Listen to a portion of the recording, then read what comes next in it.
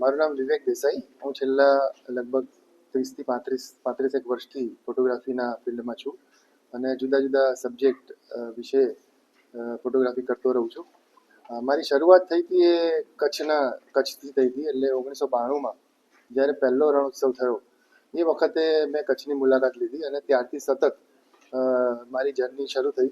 અને મને એવું થયું એ વખતે કે ભાઈ કચ્છ જે કોઈ રિપોર્ટથી કે કોઈ શબ્દો દ્વારા વ્યક્ત થઈ શકે એવો પ્રદેશ છે જ નહીં. એને એક વિઝ્યુઅલ ટ્રીટ છે આખી. તો એ વિઝ્યુઅલ આખી ટ્રીટ મારી જર્ની શરૂ થઈ. સિરિયસલી જર્ની મારી 1994માં શરૂ થઈ. એ વાતને આજે 31 વર્ષ થયા અને 31 વર્ષ પછી આજે આ એક્ઝિબિશન અને એની સાથે સાથે કોફી ટેબલ બુક કચ્છડો બારેમાસ એ પબ્લિશ થઈ રહ્યું છે, જેનો આનંદ વ્યક્ત કરું છું.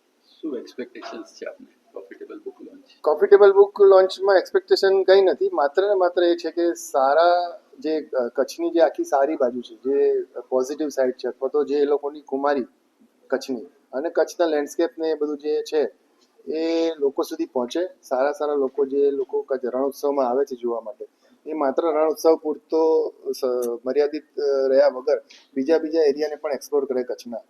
એટલું મારું એક ગણતરી છે.